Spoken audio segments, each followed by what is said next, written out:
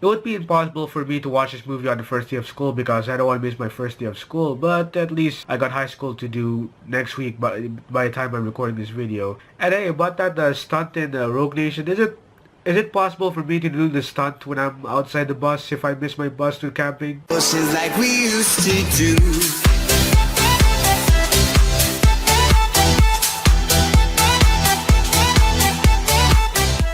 Mission Impossible Fallout is the 6th Mission Impossible movie in the franchise, and this movie returns with director Christopher McQuarrie. Now this movie, Mission Impossible Fallout, returns with Tom Cruise as Ethan Hunt along with his friends at the IMF who must now work together with the CIA in order to retrieve the plutonium from this organization known as Apollo. Now he works alongside with Henry Cavill's character, also known as the Mustache Superman, or also known as August Walker, where now they get into situations whether they can become friends or they become enemies in the end, as well as trying to get Solomon Lane, who is still the returning villain, and also trying to make sure that they can retrieve the plutonium before it explodes and destroy half of the population. Now first of all, I remember Mission Impossible 4 and 5, I remember not seeing this movie due to an adult rating. Until then, suddenly I was surprised that this movie was getting a teenager rating in my country, which means I'm getting a PG-13 rating for this movie, and I finally watched it in IMAX, which is why I'm a big fan of IMAX, and there are many things to talk about in IMAX. Now here's the thing, I really love Mission Impossible. I watched the whole franchise a week before the movie release, so from Monday, Tuesday, Wednesday, Thursday, Friday, every night I start from the beginning all the way to the end. And by far, this is actually the most longest Mission Impossible movie. From the first movie, it's actually below 2 hours, which is the first Mission Impossible movie.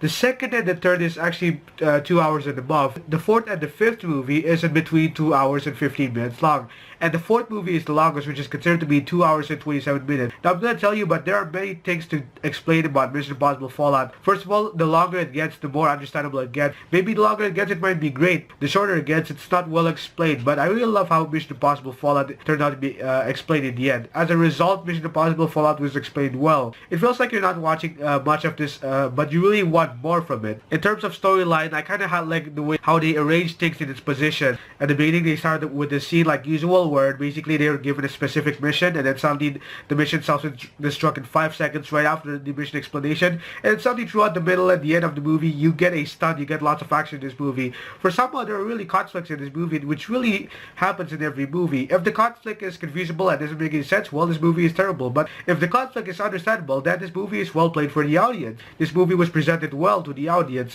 I really like the conflict. In terms of storyline, they did great. There's lots of great action in this movie, and there's really many things I would say about the movie. I really like the stunts in this movie. The action was great, but more specifically as the stunt, because the stunt was very epic. I pushed myself to the back of the seat and I'm like, holy heck, this stunt is really in real life. When Tom Cruise skydived 25,000 feet above Paris, and it's very wow. It's like, it's really happening. He really did it. He overdid it. And then he fly a helicopter all the way to Norway. There's this good action scene which happened in real life, and then one time he falling out of a rope and his legs also hurt when he's trying to run above buildings, even jumping towards it, and as well riding motorcycles backwards. This movie is really the toughest. The reason why it's called Mission Impossible is because they're doing impossible things in order to achieve something, and they actually did. They overdid it. The stunts were very cool. You can tell that some stunts were actually CGI or they were just green screen, but this one, they overdid it. They overdid it.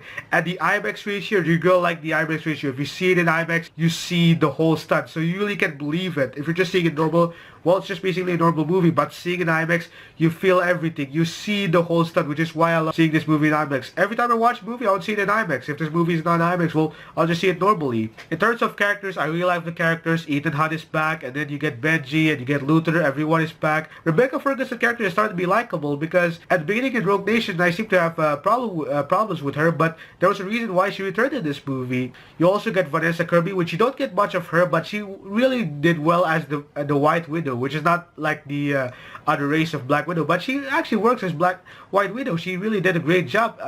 Her actions are stunned. Her character is very interesting. Solomon Lane returns as the villain of the story. He returns as the villain who basically, now after making the Syndicate, this basically takes place after Rogue Nation, but Solomon Lane has a reason why to be here, and he's still very villainous. He still have the villain acts inside him. Now let's not forget about Mustache Superman, also known as August Walker, played by Henry Cavill. Now I have to say, his character is great, but there were many unpredictable moments that might happen throughout his character. Yes, his character is brutal. He's very serious. And man, that stunt that he did when he just rolled his hands, it's just like, whoa, my god, that's a very good, I'd say that. So basically, Superman works. It works with the mustache in the Mission Impossible movie. And basically, when he just turned against it, it's just like, wow, you don't want to mess this with this character. And then yes, we get Angela Bassett and also Alec Baldwin. For Angela Bassett, well, Angela Bassett, I mean, I really love her. I don't know how to say about her character. Like, I just feel confused about her. I mean, I did see her in Black Panther. She did great. But in this movie, I'm just, well, there's not much I can say.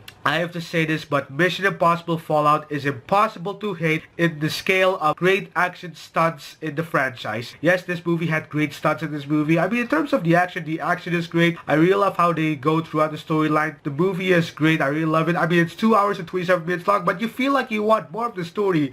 The third act of the movie feels like it's just like under 30 minutes, but you feel like you want more of that. And I just say that it's very brilliant. You want more of it. Maybe you can just wait till Mission Impossible 7 and see what other stunts they can get. The stunts is very real, and as I say, if you're seeing it in IMAX, I say it's impossible to not miss this experience in IMAX. Yes, the stunts are very real. You're gonna believe it with your own eyes. You see it in IMAX, you see everything, which is why I see this in IMAX. And yes, indeed, I am an IMAX fan, so I always watch this movie in IMAX. But yeah, that was my review on Mission Impossible Fallout. Well, actually, I would just use this Paris poster for my review, but if you don't like it, well, I'll just use the regular one, because that's the one I saw in my theater. But yeah, it was my review on Mission Impossible Fallout. I'm sorry for this late review, and there's not much I could say. I know this movie's review is a little bit longer, but I'm out of words for this movie, because I always talk fast, and I kind of procrastinate with this review. And also, I got school to handle, so this is my second term in high school, so I don't think I can make much videos. I don't think I can do my reaction on Venom, but I'm still going to do my review for it. And there might be these two movies that I might possibly watch alone, maybe not. But yeah, that was my review on Mission Impossible Fallout. Here's the outro.